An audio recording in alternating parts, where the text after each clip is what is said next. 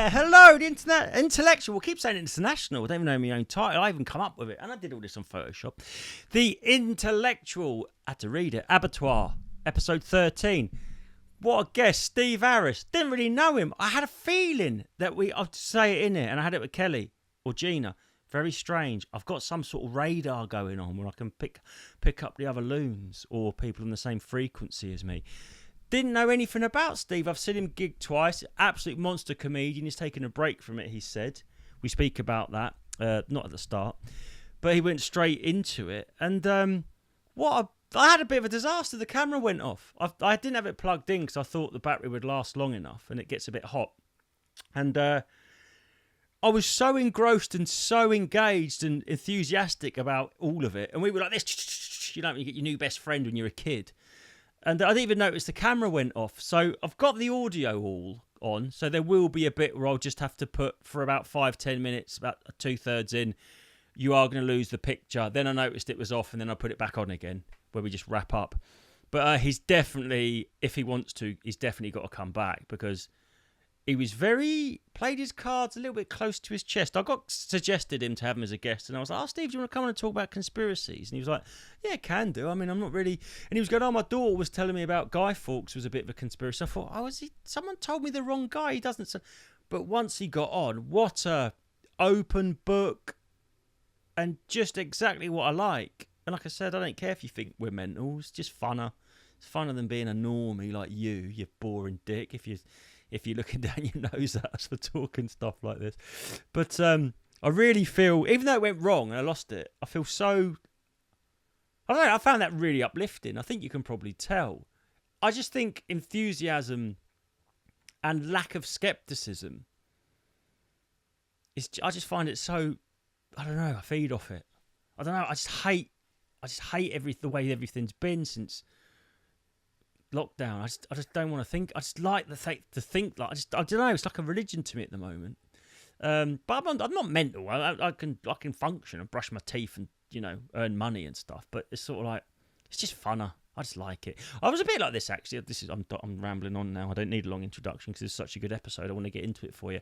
But that's when I really threw myself into like modern art, contemporary art, like that weird art, what everyone hates. I just really like the alternative universe that it was. Where everyone else is worried about, budgets and spreadsheets. And I was sort of like just thinking about what sort of fucking, Velcro to mount this turkey's foot to just nutty stuff. I just like that adjacent to reality existence. I like punk and I like out there modern art and performance art, that sort of stuff that sort of jars you. Like, when you see something so weird, it's like, it's sort of like... shifts you out of the paradigm that you live in. But anyway, Steve Harris, I love this guy. He comes through the screen, man. It's like 3D. You don't Jaws 3D like when you first saw that. It's like this guy is a bundle of energy. So anyway, let's get into it. And here he is, live on the Skype machine, all the way from the north of England. Look at the double devil horns. It's Steve Harris. How you doing, Steve? It's great. It's the northwest of England, by the way. Just to not being, I'm not being pedantic, but it's the northwest. I always thought you was a northeast guy. No, I'm Mank. Oh yeah, that is west. I just don't know my compass. That is the area I was thinking of. How you doing, man? You good? Yeah, brilliant, mate. Are you? Yeah, I'm all right, mate. I wanted to get you on because I don't know if I've been talking. I wanted to talk to people that are a little bit, I don't know, sort of think outside the tram lines, and your name come up a couple of times. Which is that fair to say? Yeah. He's mad. Well, yeah. I'm mad. I don't know. Yeah. I think since the events, I've got to be careful how I speak about things now because I had my last video took down because I was speaking about 2-3 years ago and what they did and what they might have been trying to do. But I think that I don't know. I think there's been a bit of an awakening in people, if that's the right word, where people are a bit like, do you know what? I don't, because people used to think that people were mental that believed in UFOs, and then in lockdown they were like, oh yeah, we've got UFOs. I'm sold, mate. I've had 3 experiences. I don't care who knows it. Close encounters. I believed in it for years since I was a kid, and then suddenly, about 12 years ago, within 3 months, I had 1, 2, 3 experiences. One of them really close. Come on, let's hear that, because I was just about to say, 4 years ago, I would have thought you was probably a bit mental. But in lockdown, they just said, no, we have got footage of UFOs. We've always had it. And they just released it. They said also as well, the Pentagon released that statement saying we've got off-world vehicles not made by human hands. Yeah. I know. Come on. That's the Pentagon. But what's happened? Everyone's just going, oh, yeah, they have. But no one's going like, what are they? Can you tell us, please? I need to know more. No, well, they did. But now they went sort of withdrawn from it, like they do, sort of like, carrot donkey. Yeah. And I went a bit cold, when I heard that, when I read that statement, because it was the Pentagon saying, yeah, we've got like alien ships in the backyard here. We've had them quite a while. So obviously, right, I didn't know that about you. This is off to a good start. So you had your 3 experiences. And you obviously, you have that experience and you've had that experience. But until it was kind of confirmed by the machine, did you ever doubt yourself or think, did I imagine that? No. So you definitely 100%. Do you want to talk about them, Steve? Yeah, of course. Yeah, well, I've been obsessed with it since I was 10. So if you go through any of my old school books, you'll see drawings of me being beamed up over the house and going up in a tractor beam and stories about being aboard a ship and all that kind of stuff. I was constantly talking about this kind of thing. I was obsessed. And then then I was so intrigued by it, I read everything. Then the internet came along and now I'm searching YouTube for videos and all that. There's an amazing one just off the coast of Turkey, which is my favorite one. Right. And obviously, so then it cut to 12 years ago. I had 3 experiences, and at the time I had witnesses as well. So it weren't just me going, I've seen the UFO. Yeah. So it was my ex-wife. And the first one was, I was driving down the M6, yep. Stoke, about junction 15. I was there this weekend, just going up there. I accidentally went on the toll road. I'm furious, but that's by the by. Oh, shit, man. It's got £7 now. That £9.70. Oh, God. Ugh. Sorry about that. So I'm heading home towards, so I'm going, is it eastbound? Northbound. Yeah, northbound. So I'm just about Stoke area, junction 15. And then there was this, and it was coffin shaped, right? Right. So imagine a rectangular craft with no wings. Yeah. And at the back end of it, there was a pole, and on the top of that pole was a glowing orb, right? Right, yeah. Doing this, and it was doing this. Woof, woof, yeah. Woof. So 50 miles east to west in a second, right? It's like someone was joyriding. So I've got my ex-wife in there, and it goes, "Can you see this?" And she was like, going, "Oh my God!" So finally, we went past it, and it was still doing it and all that. So I didn't really think anything about it. I didn't report it to anybody. I just thought everyone's going to think I'm mad. Yeah. What, a rectangular shaped box with a thing on flashing, and yeah, well done, Steve. We all know you're mad. So anyway, cut to the next night. I'm coming home. I've got my ex-wife in the car with me again, and I get to the same area, and now we're looking, just driving about. We're doing about 50 in the inside lane. It was late at night. It was empty. The M6 was empty, and I get to again the Stoke area, and where the trees were, say about 25, 30 foot height trees, as you go past the trees, and on the right there, west, was the fields. So, and over the trees came a thick, about the size of a fighter jet, solid black triangle. Mm. And it was like a piece of Toblerone, basically. Yeah. And then under each apex was a glowing orb, yeah, and under the center was a red orb, and it came over. And the weird thing was, it didn't make a sound, and for the speed it was going, so my car's doing this, and it came over our vehicle at this speed. Just slow, too slow, sort of thing. And it would have had to be creating a massive downdraft to maintain that height. Yeah, exactly. Yeah, so it's not. Yeah, I know exactly what you're saying. Something when things, apart from the Harrier jump jet and a helicopter, but you can see how they work. When things are moving too slow, you're like, what is propelling that? Because it's not the act of aero cutting through the air. Absolutely not. And it wasn't the Bernoulli effect because it didn't have wings. Yeah. So the thrust wasn't there. It had no exhaust, no engine, no visible means, no plume or anything like that. And so it came over complete. And what the weird thing was, as it went over my car, everything went silent. It's quiet as a mouse. You couldn't hear a thing. And I could have hit it with a catapult easy. I could have threw a ball at it. It was like 50 foot. Was you scared, or was it just because it's so surreal? Were you in sort of like a different mode? I didn't know what to think. Exactly. My jaw was like, we're both going. And I turned to my ex and went, "Can you see this?" And she was like, Yeah, and we watched it trail off really slowly. So slowed the car down. We watched it trail into the distance at the same speed. It covered some distance because it was non-stop. And then suddenly we've gone past it and we're like, Jesus Christ.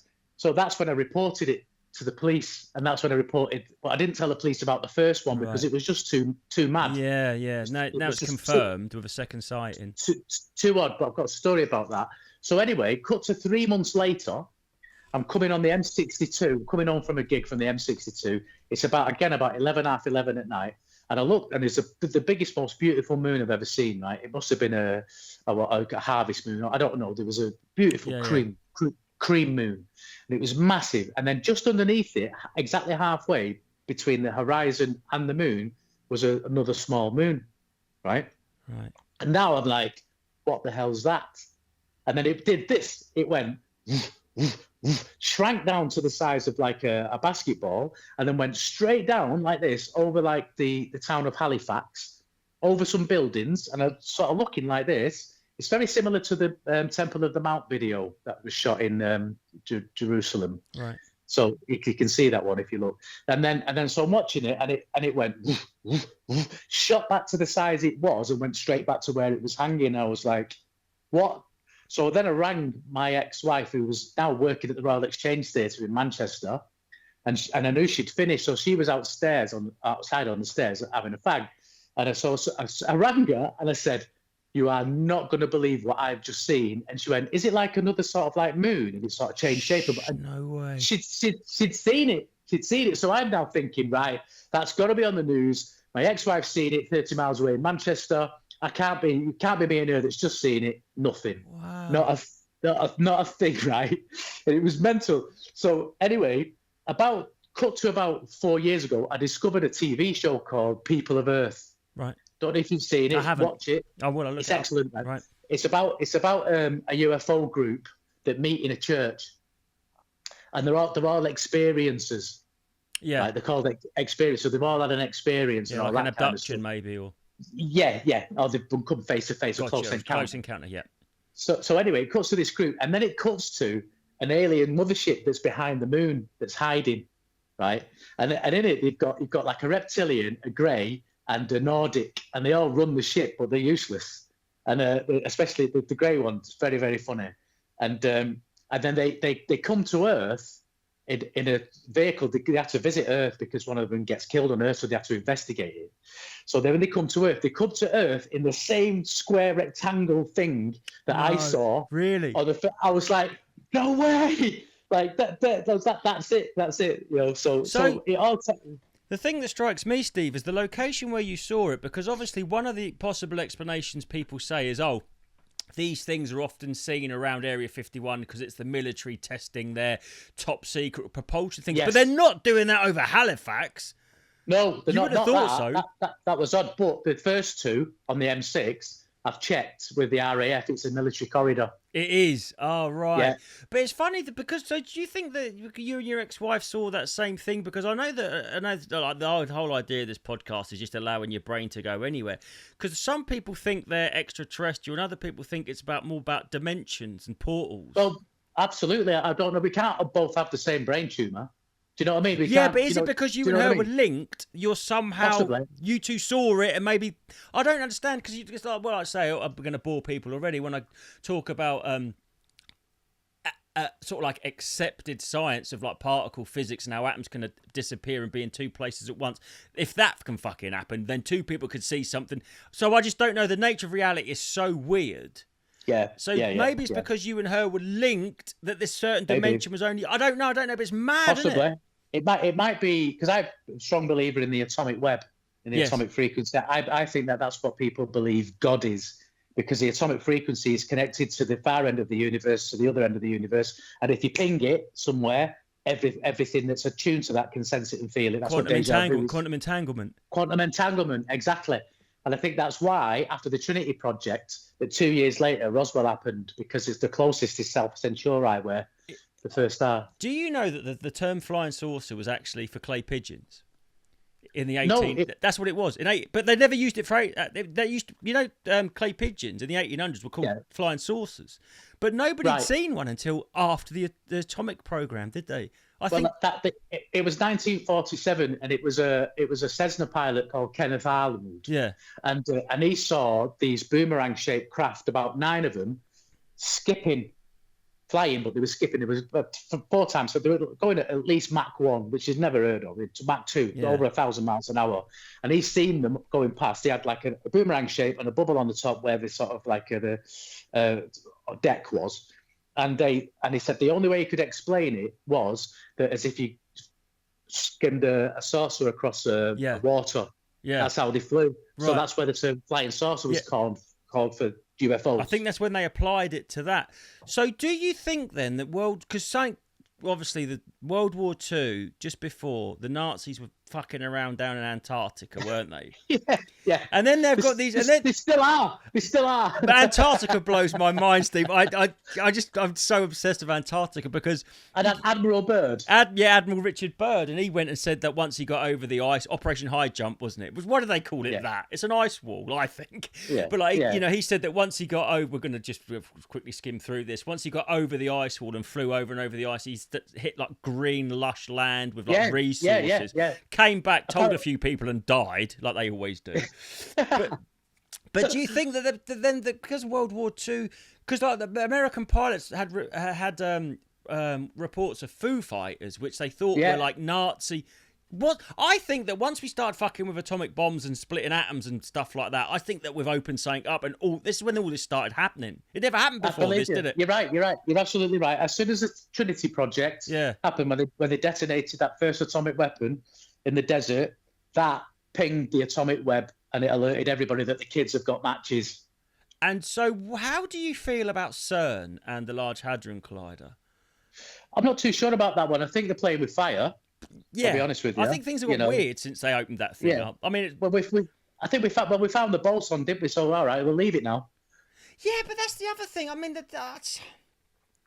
I don't buy it. I mean, the Higgs boson is such a weird concept to come up with, and then they go, "We've found it." And how do you know what they're actually doing down there? Do you actually know this real thing? Do you? It could just be I always think it could be a hatch in the floor with an office in there, and they're just going, "Oh yeah, we've got like a 26 mile loop." Yeah. But it's where the shopkeeper from Mr. Ben lives. Yeah, it could be something like that, couldn't it? I think it could be like the Wizard of Oz, man. Behind that curtain, they're just sort of like. Well, if you look into that, the Wizard of Oz touches on it. Yeah, I know it does. Yeah, it's mad, right? But so did you know? Because I had a guest on Tony Morazy not long ago, and he said, "Do you remember the comedian? God rest his soul, Phil Butler."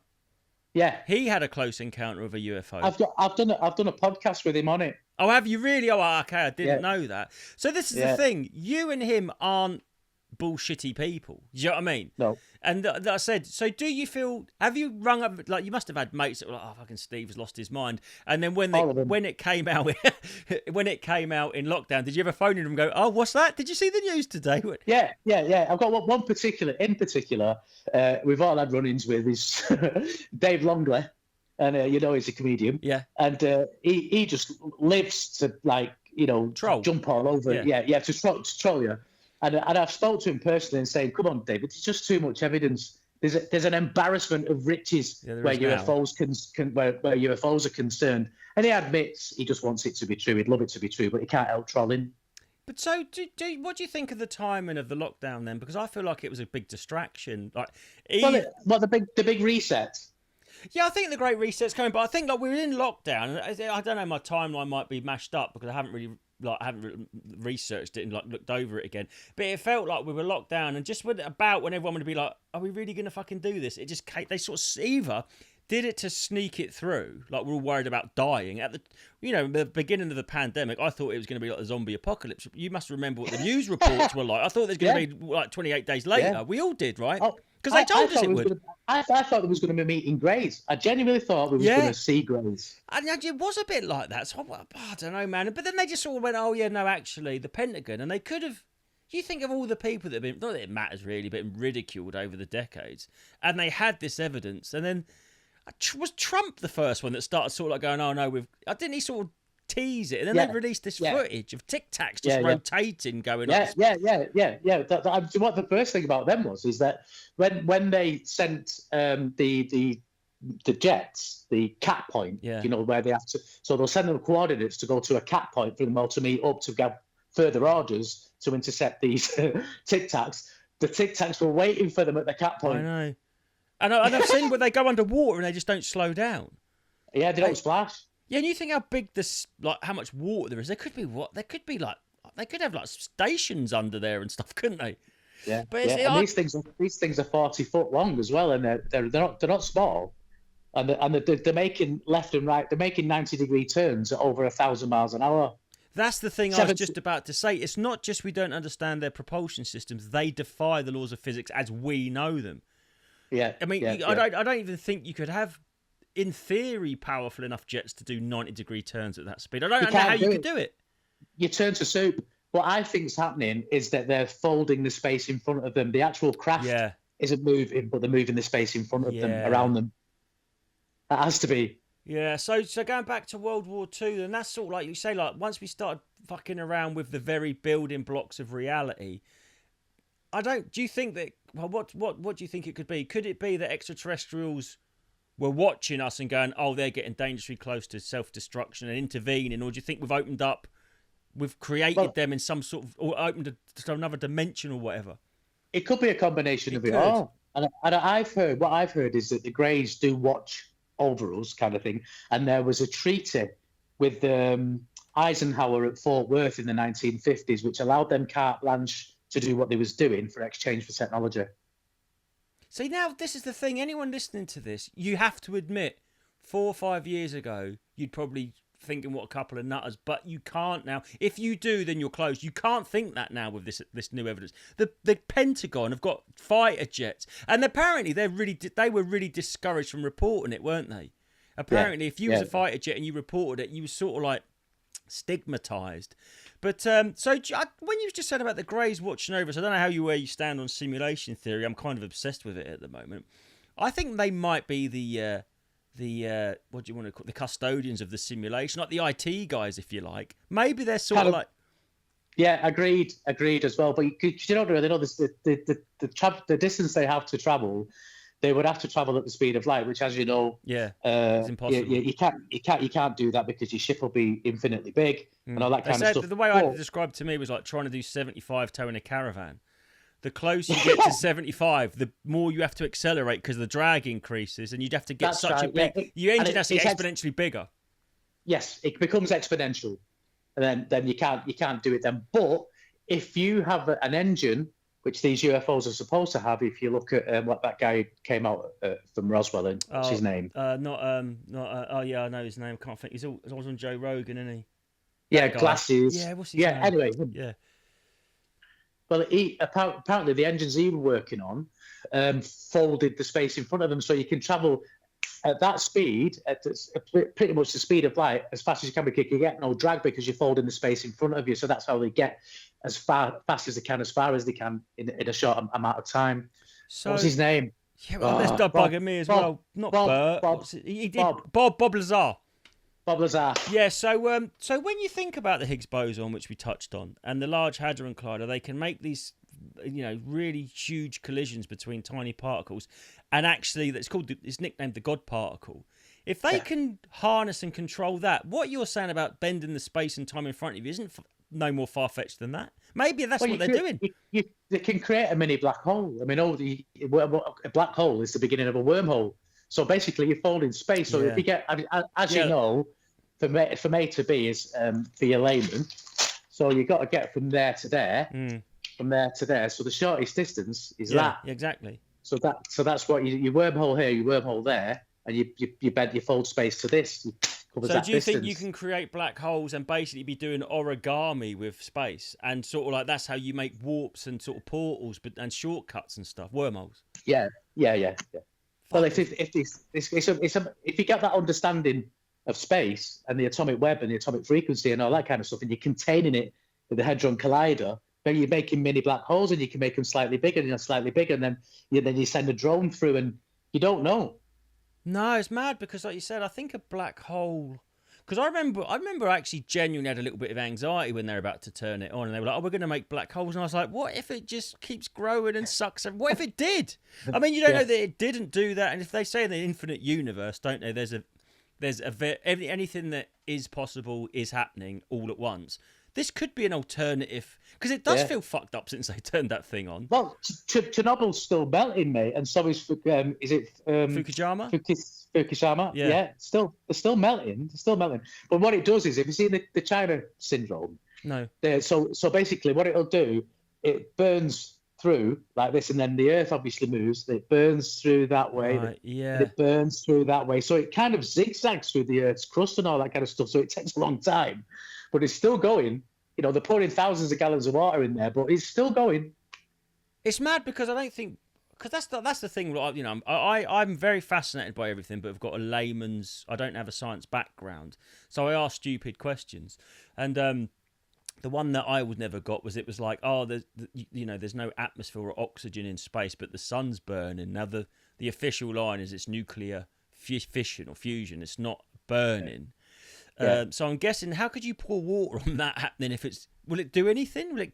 I've no idea, but they use water on it, don't they? I know they use cooler rods, but I don't know. But it's mad, isn't it? And did you know this little fact that I learnt this week, or might have been before that? The deepest hole man's ever dug is 8 miles. Yes. And the space is exactly 8 miles up, so we can't go more than 8 miles down or 8 miles up. I don't think. Well, you would do this, wouldn't you? Yeah, in the centre of the Earth, you would. Yeah, that's the thing. Yeah. So you'd have to take a packed lunch. Yeah, you would. Yeah. So I heard that another thing I heard that a contradiction science sort of says is that the centre of the Earth is molten magnetic core, but then I heard iron. Yeah, but then I heard that it's impossible for a magnet to be anything melted can't be magnetic or liquid. I don't know if that's true. Right. Well, I don't know, but there's definitely been polar shifts. If you check the magnet, so if you used to get a rock and go through the rock strata and look at the direction of north in that rock, it's changed direction quite a few times. And they said that the core was going to start rotating the other way. Anyway, that's fucking mad. It's like we live in some sort of. Well, that's if Superman gets involved and Lois Lane he can go back in time. Yeah. Yeah, so apart from UFOs, is there anything else that you contribute to this atomic meddling that we've been doing? Not really. I do believe that the Trinity project was the start of it all. Yeah. And I think if you're messing about with atomic energy, you're going to get your fingers burned. It's like the very building blocks of life, isn't it? I mean, that Higgs boson is called the God particle, for fuck's sake. You shouldn't be messing with that. Absolutely. You know, and they didn't know what was going to happen when they exploded the atomic weapon. IAP become the destroyer of worlds because they didn't know. They had no idea. They could have cracked. It could have very easily cracked the Earth open. I think if you look at the timeline of humanity, that seems to be our Icarus moment. It's like we knew a little bit too much. Like if we were in a simulation, we started looking at atoms and pulling them apart and splitting them. I think that's when we sort of like got down and we could see the code in everything, the zeros and ones. Yes, and waves. Everything's a wave now. And if you look throughout ancient history, UFOs and alien interaction are everywhere. Yeah, the Egyptian hieroglyphs, isn't it? Everywhere, Mesopotamia, all of that in the Grand Canyon, Africa. It's everywhere, and so there's always been UFO and alien activity written in folklore and all that kind of stuff. But you definitely see a huge increase in everybody having it after the Trinity Project in 45, was it? I think. Yeah.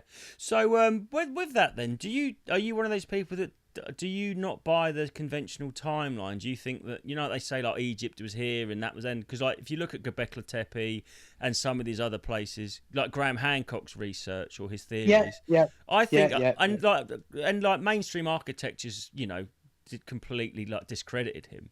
Yeah, and Puma Pumku. Yeah, as well. Yeah, Bolivia. I've been there. I've been to most of these places. Oh, have you really? Yeah. Are the rocks as intricately put together as they say? It's insane. I mean, you literally can't get a playing card. And don't forget, this is a seismic country. Yeah. So regular earthquakes on a weekly basis, and they're still not moved. Puma Pumku was destroyed by an earthquake, apparently. But if you look at those blocks, you could if you did that quickly, you'd cut your finger. on the that on crisp. the that sharp. Yeah. But if you look at them, because they're all H blocks. Yeah. So if you look, you can actually see that they all slotted together. So it built a big wall with a doorway. Are the blocks big? So yes, they're huge. They're about the same size as I don't know. So you sort of see that TV cabinet, that cabinet there. Yeah. They're about that big. This is but they weigh a couple of tons. This is my question. If they worked out you could build large structures out of small blocks, why did they make the blocks so big and heavy? I know. And how did they carry them about? And what did they cut them with? Because it was before Bronze Age. And bronze, you have to remold as soon as you've used it. Yeah. So I don't know if have you ever heard anyone talk about the ancient race of giants? Yeah, because it's like they're just made up. Because they found these dinosaurs. Do you know this fact, Steve? The person that coined the phrase dinosaur invented the word dinosaur before they'd ever found a dinosaur bone, and it was him that found the first bone after he'd made the word up. No way, no, I didn't know that. No, doesn't that sound like bullshit? Like, I think that bloke might be a liar. They found it. Found one. But how do we know? How do we know? Because I say this to people, I don't know. I'm not a troll, but I just allow myself to think and talk about anything. And the more resistant people are, the more I sort of push it, I think. But they go, oh, ancient giants is far-fetched. And I'm like, oh, but you believe we had gigantic lizards. Do you know what I mean? It's like, we've got crocodiles, but we had like 90-foot-long crocodiles, and they're all dead. So I don't think it's any more. They've got that Gigantopithecus, like a big monkey thing, wasn't it? Yeah. Well, if you look at some of the carvings from Mesopotamia, which are 6,000 to 8,000 to 10,000 years ago, one of the Anunnaki, I thought it's not Zoroaster, I'm not sure if it's, but one of the Anunnaki are depicted with wings, right? So that's them saying that these guys flew. Yeah, they didn't have actual wings, but they didn't know how to represent what they came in. So these guys flew. Not only that, they were 15 foot tall. If you look at the carvings of the Anunnaki, they're carrying full-grown lions. Yeah, like kittens. You know, so there was giants. There were giants. I know, and some people called them Nephilims, didn't they? Were they? Yeah, that's early Bible. That's pre-Bible. That's old Bible stuff. That's the Watchers. Yeah. Oh wow, you know a lot about it. But I just look at the funny stuff. Like they go, if you look at like these old houses made in sort of like 1500 around Norwich where I live, they've got these little tiny doors that you have to stoop to go through. Yeah. But the cathedral built like 800 years before that, the doors are like 40 foot tall. Just shit like that. So why did they build that big? Church doors are like this. Cathedral doors, they're like so big. Do you know what I mean? But have you seen the size of those hats? You know? Yeah, there is that. Yeah. You know, like when they have the farm foods, they have the thing to stop the trolley going out. They're to stop the Pope hats and to stop the nonsense getting the kids in the so they can't get into the choir room. No, this is all fascinating to me, but I don't know. I didn't used to be like this so much, but I don't know. Have you always been like this, or did you have like any sort of like specific awakenings? Always. I did have an awakening when I was about 18.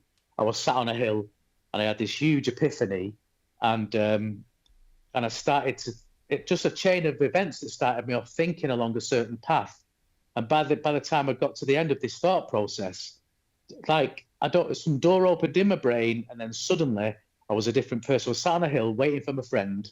I wasn't on drugs. I wasn't doing drugs. I wasn't drinking or anything like that. I was just bored waiting for my friend. And I had this, and it was like it got quicker and faster. See galloping animals on the Serengeti and ancient cultures and stuff. And then suddenly I'm in space and thinking about infinite time. And I'd never thought like this before. And I'm like, Jesus. And then that's where I changed as a person and then started looking into all of it. You sound like me and you are cut from a similar cloth, because when I were even at school and they talked about science and I'm like, and then what?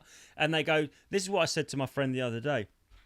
Science will go, we can measure things, we can recreate things, we know everything.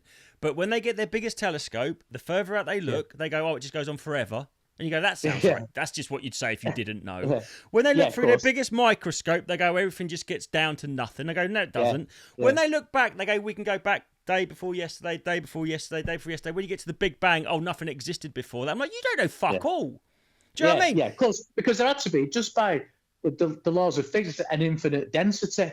About how do you get that? So to have an infinite space, it had to come from an infinite density. Yeah, exactly. A singularity. Yeah, But is that what we're headed opposite. towards? Because I think that the only way infinity works for me is a loop. Like if you was an ant, like a hollow hula hoop. If you was an ant inside that lived forever and just walked in one direction, you'd think that was an infinite tunnel. I just don't see how. I know infinity. You're not meant to be able to understand infinity, but it just seems like a bit of a cop out when they go, "What's outside our galaxy? Oh, there's another galaxy. Yeah. That's a Then you got, and then what's outside that? Oh, it just goes on forever." I'm like, come on, man. That just sounds like you don't know. Yeah. I do, because they don't know what's at the bottom of the ocean because it's too deep and dangerous. Haven't to get even there. explored all that, and we're exploring space. Yeah. I mean, I don't know where you're on the moon land, and I'm not a big believer in that. I watched the I did when I started doing this. Actually, it was on another channel. I was just fucking around when I got this set up, and I watched the 1972 the pod taking back off from the moon. Steve, it's hilarious. It's the fakest looking thing I've ever seen. It sort of like goes like a party popper, and these little bits come out, and I'm thinking, I didn't think there was meant to be explosions because there's no oxygen in space. And then it just sort of goes up like this. It doesn't start quick and then slow down. It just goes up like it's on a string, and the camera pans up, and I'm thinking, they left the cameraman there. What's he got the short straw, didn't he? Yeah, he's still there. Yeah, it's the man in the moon. It could be the man in the moon. And that's the other thing. The moon don't spin round. Everything spins round. But one thing we can see just sticks. We see the face of it. It's locked in. But getting back to your epiphany, I listen again. I'm not a scientist. I'm just sort of like I have stoner conversations without the weed. But I think that they've done experiments, haven't they, where they'd get rats and they'd go, if the rat touches the red button, it gets a shock. If it touches the green button, it gets cocaine. And that rat's kids, one generation, know to do the green. So information is passed on a cellular level, information in DNA. I think when you have those epiphanies and you're talking about all these things, doors opening up, did you just access a part of your brain that was sort of like recalling all this ancestral knowledge? I think is it something like that? Absolutely happened. That's exactly it. And I didn't tell anyone about it. It was so profound that it had me thinking for months and months and months along that direction. It got me interested in the universe, space and time and all that kind of stuff, and history, prehistory, and the Earth itself, and planets and all. It just got me thinking along those lines. And anyway, I kept it to myself, and then cut to for decades. And then cut to me being about 35, and I read the Celestine Prophecy, right. Some book. It's quite out there, and I was reading it. I got about halfway through, and the guy goes on this trek, and I did follow the same trek. I did it, and it's up to Machu Picchu in Peru. Yeah, right up to the mountaintop city thing. Yeah, Machu Picchu, and on that mountain he had an epiphany, and it was exactly word for word the same as that young child me at 18 years old had waiting for my friend on that hill. Word for word. It shocked me. In fact, I think I threw the book. I was like, what the? Yeah. It's exactly the same, because and it gave me the confidence to tell people about it now. Yeah, good, because we should have the confidence too, because I just think the more we find out, like I said, the less we seem to know. Like when they go, atoms can be waves and particles, they can be in the superposition. Yeah, that's no more far-fetched than this. But I do think that the human, they reckon that you can actually put information into DNA, like our novels. Like we are full of information, so maybe that's been put in there. So like a time capsule to come out with. I just think that they say that you don't use all of your brain, like you only use a third of it. You've access to part of your brain there where there's like just like a bit of like a secondary slave hard drive, like you used to have that on your computer. Yeah. And is it the hippocampus or something? Yeah, I think I don't know. I know. Yeah, your hippocampus is. Yeah, I know there are different parts of your brain, but they talk about that lens in your head, isn't there? The pineal gland, which they reckon in Roman Catholicism, there's a lot of iconography of pine cones everywhere. Yeah, well, that's the Eye of Ra. Yeah, the Egyptian Eye of Ra. That's the same shape as a pineal. So that's where DMT comes from, which they say is seeing the light at the end of the tunnel, isn't it? Yeah. So it's just mad that you had this sort of like, I just think there's something in us. We are not just sentient beings. I think we are carrying information, like we are literally like hard drives or... Yeah, for some reason, for that moment in time, I tapped into the atomic frequency. My brain tapped into it, and I was connected very briefly. So did it feel like you was experiencing it or watching it? Was it more like a voyeuristic Both. thing? Really? Yeah. And did everything just click like, it makes sense, but you can't put it into words, maybe? Yeah, I didn't see what I was told. Ahead of me was like the playing fields and trees. Didn't see them anymore. I just saw the space and the time and the animals leaping and the stars and the planets and the sun. And it got so far that very briefly, for a millisecond, I kind of knew everything, and then it got ripped away from me. Do you think you can know it, or do you think you can only get that close? I was close. But do you think it's possible to know it, or do you think that's 2 more seconds? That's all I needed. This is the thing. Just think what we just said. I'm gonna tie up these two things. You talk about quantum entanglement. How do you know that the atoms in your brain? Well, all atoms are all connected with quantum entanglement. They could have been then interacting with ones at the other end of the universe, couldn't they? That could have been what it was. That's exactly what happened, I believe. And I think that happens on a daily basis, but you've got so much going on. Yeah. You walk around with rubber on your feet. You need to be connected. I've heard you need to be connected to the earth. You need to have no stresses in your life and all that kind of stuff. But then what are you then? You're a menace to society. Well, you're not a worker bee then, are you? I think they just like worker bees, don't they? You're aware, and they don't like that. No, they don't like that. Like I said, I've said this. The school system was invented by the factories. Sit there, bell rings, eat your dinner. That's right. Yeah. And then what happens is you've got your ideological state apparatus and you've got your repressive state apparatus. And the ideological state apparatus is the education system that educates you to stay in line. And when you step out of line and become aware, you've got the repressive state apparatus, which is the police, the army, courts, all that kind of stuff to knock you back in line. And also stigma of being called a loon, isn't it? That's what they encourage that, don't they? Yeah. Yeah, it's the repressive and the ideological state apparatuses that keep you in line. So they exist. So I'm going to get some religious people on to talk about this thing with faith. So when you have an awakening like that, or an experience like that, where you see the big picture, how do you go back to just I've got to get up tomorrow and brush my teeth and do my paper round or whatever? Is it? You just have to, but I didn't. It changed me as a person. I didn't believe in God. No. I'm sorry. I want to ask like a really someone with strong faith how you sort of like can do the minutiae of life when you think that God is controlling it all. Like, so I'm just saying, when you've seen all this and you get connected, is there a did you feel an urge to convert people, to tell people? Did you want to become evangelical about it, or was it just like this? No, I just wanted to meet other people that thought like that, so I didn't feel alone. Can I ask you a question? Can you spot them? Yeah. Someone's told me your name, and I've met you twice, and we've never spoke about anything like this. Yeah, but the first time we ever met, we connected like exactly. And I had it with Kelly Taylor, and I've never even met her, and it's so weird, Steve. I had the same thing. Same with Kelly Taylor. Exactly the same. And I had it with you. And someone said your name. I was like, "Yeah, Steve Harris." I didn't even know what your jam was. I didn't know what you believe or anything. But I don't know. It's weird that when I saw in this message your name, I can't explain it. It was just the word Steve Harris just looked different in my mind. It's so bizarre, mate. Nice. Yeah, same. It was bad that you mentioned Kelly Taylor because I remember meeting her. Yeah, I got her on it and I hadn't met her. And we started chatting and she was like, "Oh my God, I don't know anyone else that thinks this way." And I just don't know why. I just had to reach out to her. That's mental. It fucking is mental, isn't it? So I don't know. I will admit I haven't had an experience like you've had, but I have allowed my brain has gone idle, and it's definitely chugged off into some fucking weird, and they're not even things I could explain. It is just sort of like this feeling of connectivity and understanding, and just it's like being a link in a chain, and all of a sudden I can almost see the whole chain, and just when I'm about to see all of it, I go back to being a link again. So that's what happened to me, and we got to be careful here because we're going to end up on a master list and get assassinated. But that's what happened with my epiphany. Got snapped back out of it. You snapped out of it, and it's like, so you're an absolute monster of a comedian. You're not quit, have you? Because I saw you put the other day. I've retired from it. I don't know. I can't say whether I'll come back or whether I will. You've got to. Now, you're too funny.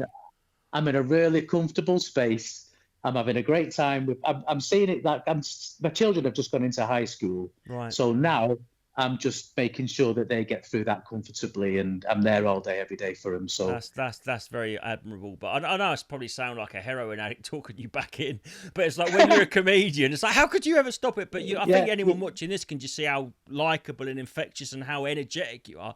Were you like this before your epiphany, or was this post epiphany, Steve? Oh, I've always been like this. Yeah. I've always been like that. I was destined to become a comedian. Yeah, same.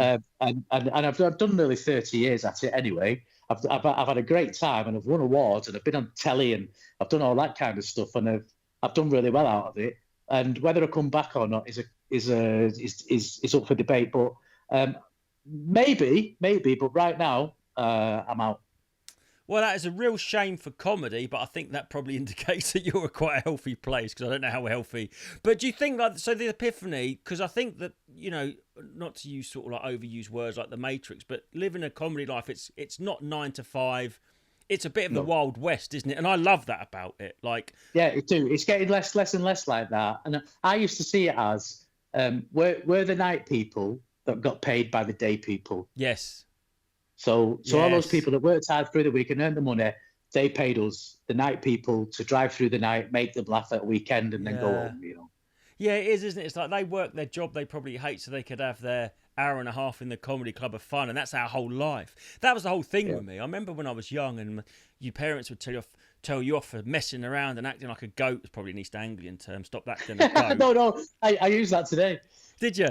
Well, I was stop acting like a goat boy, and then I'd watch my mum and dad pissing themselves when Freddie Starr was on Parkinson, and I remember thinking, I want to make that my life. Yes, absolutely, yeah. And I remember getting told off for telling jokes that were just too adult. I was always pushing the envelope. Yeah. So, so you've had this epiphany, and what was the biggest effect that had on your life? Do you think that allowed you to think, I could be a comedian, and did you did you see the bigger picture rather than that railroad you're meant to be on?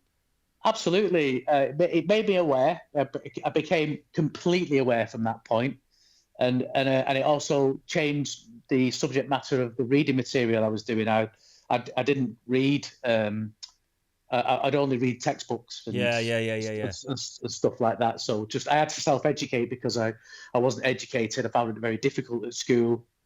Dyslexia and ADHD wasn't a thing back then, so I had very learning difficulties, which I've overcome. And the way I learned was by the documentaries and slowly trawling through textbooks on certain subjects and listening to other people and stuff, you know. So do you think there could be a link between your epiphany and your experiences of what you saw? Do you think that they could have... Who knows? I might resonate at a certain frequency that allows that. I think, look, it's like this, isn't it? It's a simple one.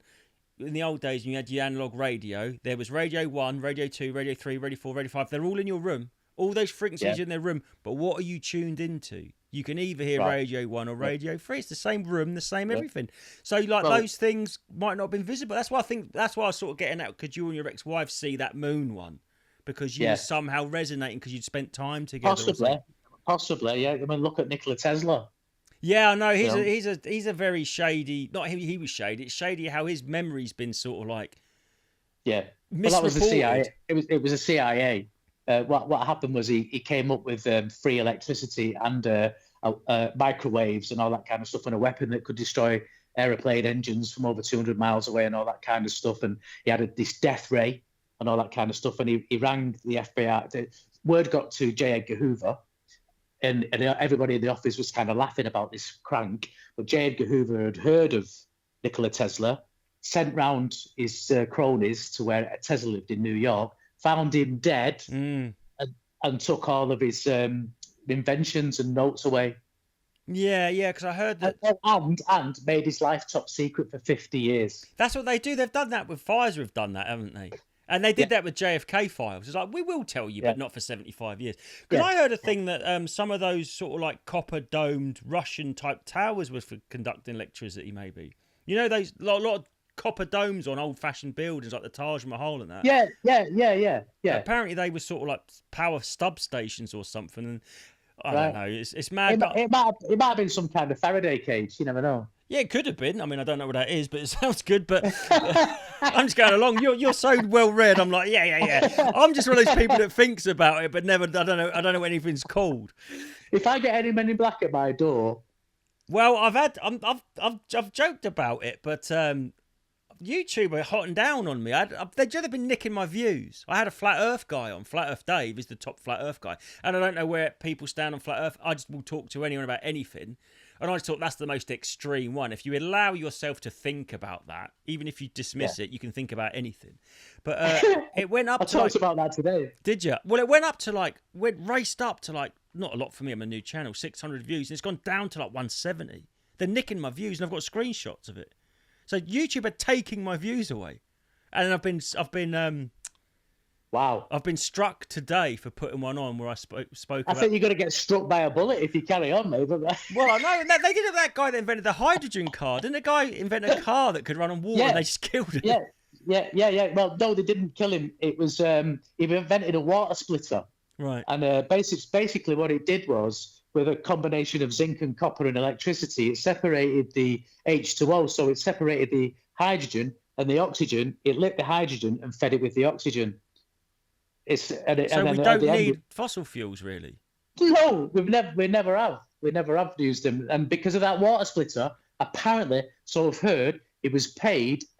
He was 19, and the Middle East, the Arabs in the Middle East, paid him $1 billion to sit on the idea and bury it. He's gone.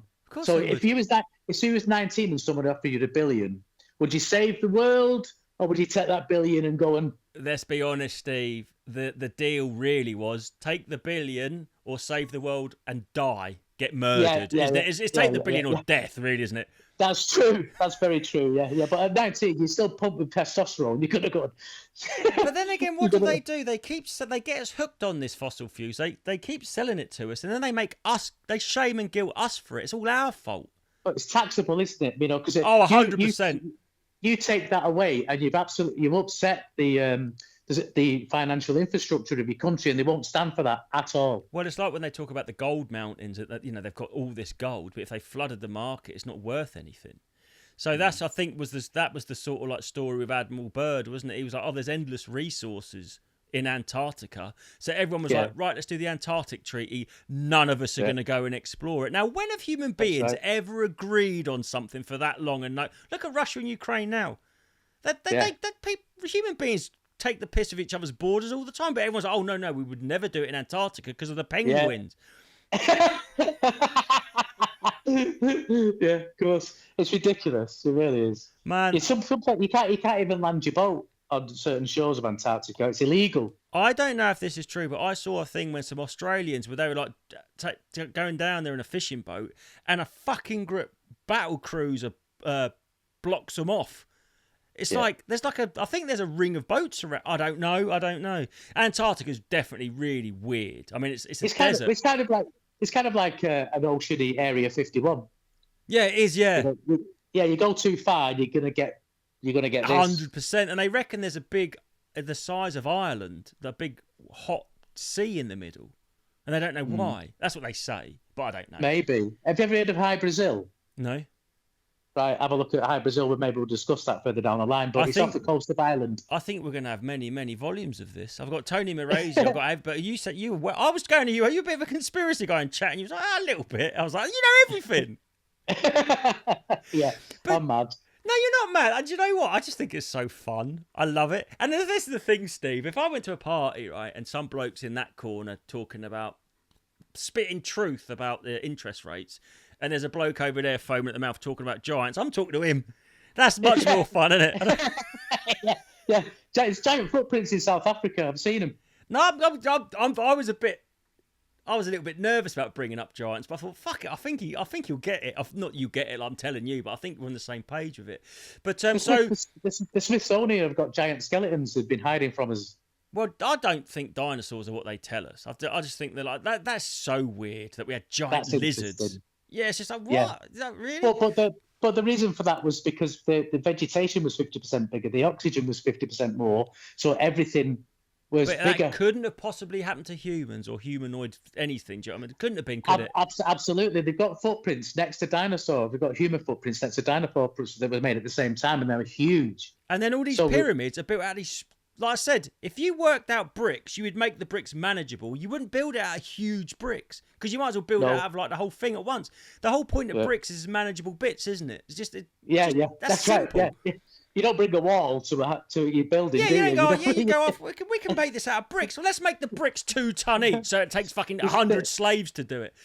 There's a stone in Iraq, Baalbek, Lebanon, actually. Unfortunately, we lost a bit of that because I was so engrossed, Steve. So I don't know. It was the best. It was the best. By far the best. Yeah. I think it made a noise that it went off, and honestly, I was so zoned into what you were saying, I didn't even notice my camera went off. I forgot to plug it in.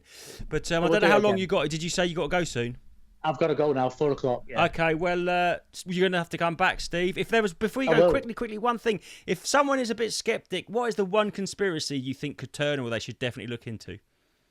I'd definitely look into the Roswell incident and the Fort Worth incident with Eisenhower and the treaty that was made. And you think, I think, especially now in the context of the current, the new revelations during lockdown.